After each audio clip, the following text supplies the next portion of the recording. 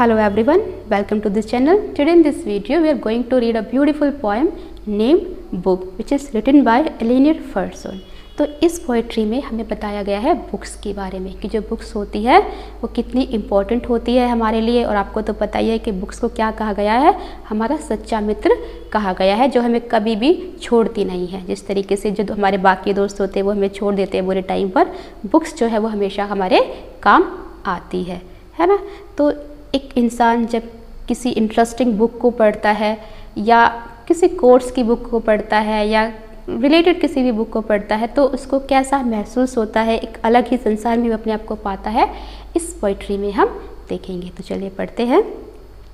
What wood of wonders are our books as one opens them and looks। तो यहाँ पर poet कहते हैं कि जब कोई किसी बुक के पेज को खोलता है, बुक जो कि काफ़ी इंटरेस्टिंग होती है उसके लिए, है ना। ऐसी बुक फॉर एग्जांपल आप कह सकते हो जो छोटे बच्चे होते हैं उनको पसंद होती है, पंचतंत्र की कहानियाँ पसंद होती है या फिर कुछ ऐसी कार्टून वाली बुक्स पसंद होती है। तो जब वो उनको खोलता है तो एक अलग ही आश्चर्य के संसार में वो पहुंच जाता है। एक ऐसा संसार जिसमें कि वो पहले कभी ना गया हो, जो कि सरप्राइजेस से तरह तरह के भरा हुआ हो, है ना। New ideas in people rise in about fences and our eyes. तो यहाँ पर राइटर कहते हैं कि बुक्स को पढ़ने के बाद जब हम उनको डीपली पढ़ते हैं तो बहुत तरह के नए नए आइडियाज़ हमारे दिमाग में आते हैं और साथ ही साथ जो कैरेक्टर्स उस बुक के अंदर हम पढ़ते हैं, हमारे सामने आते हैं, वो कैरेक्टर्स इस तरीके से हमारी आंखों में, हमारी कल्पनाओं में उभर आते हैं। फॉर एग्जांपल आप सोचें कि आपने कोई अलादीन की कहानियों से संबंधित बुक पढ़ी है या फिर कोई पंकज की बुक पढ़ी है जिसमें कहानियाँ होती हैं, मोरल स्टोरीज होते हैं। तो उस टाइम पर आप महसूस करने लगते हो कि आप कहीं उसी दुनिया में पहुंच गए हो। कई बार लगता है कि आप अलादीन बन गए हो, तो कई बार आपने अगर जंगल बुक पढ़ी होगी तो आपको महसूस हुआ होगा कि आपको लगता है आप मोगली बन गए हो, कहीं जंगल में घूम रहे हो, है ना। तो इस तरह की चीज़ें होती है जब हम डीपली किसी बुक को पढ़ते हैं और हमारी इंटरेस्ट की बुक वो होती है। बहुत सारी चीज़ें हम उसे सीखते हैं और एक अजीब सी कल्पनाओं की दुनिया में हम पहुँच जाते हैं, है ना। The rooms we sit in melts away and we find ourselves at play। और जिस रूम में बैठकर हम पढ़ रहे होते हैं वो एक तरीके से ऐसा लगता है जैसे कि गायब हो गया। क्यों? क्योंकि उस बुक को पढ़ते वक्त हम उसी ही संसार में पहुंच जाते हैं, है ना। फॉर एग्जांपल हम पढ़ रहे हैं किसी अदर कंट्री के बारे में तो हमें लगता है कि जैसे हम उस कंट्री में ही पहुंच गए हैं, है ना। भूल जाते हैं कि हम तो यहाँ पर है, अपने कमरे में बैठे हुए हैं, ठीक है। और लगता है जैसे कि हम कहीं दूसरे ही संसार में जाकर किसी के साथ खेल रहे हैं। खेलने से मतलब आप समझ सकते हैं कि कोई ना कोई एक्टिविटी कर रहे हो, खुश हो काफ़ी वहाँ पर, है ना। With someone who before the end we become our chosen friend.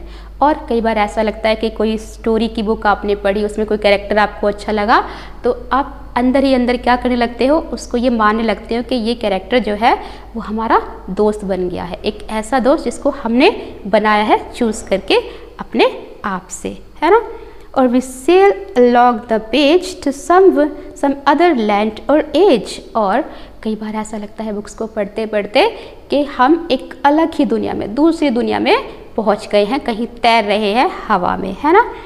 एक पेज से दूसरे पेज को पलटते हैं, एक स्टोरी से दूसरी स्टोरी को पढ़ते हैं, ऐसा लगता है कि बस यहाँ से हम कहीं दूर ही चले गए हैं, कहीं अलग ही संसार में।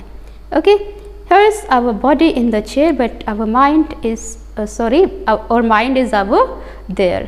यानी कि ऐसा लगता है कि हमारा जो शरीर है वो किसी सोफ़ा पे पड़ा हुआ है, यानी कि हम बैठ कर सोफ़ा पे बुक अगर पढ़ रहे हैं तो हमारा शरीर पूरा जो है वो सोफ़ा पे है, किसी कुर्सी पे है या फिर, और जो माइंड है वो तो यहाँ नहीं है बल्कि माइंड तो कहीं और ही है, उस दुनिया में है, उस टॉपिक पर है जिस टॉपिक को हम बुक में पढ़ रहे हैं, है ना।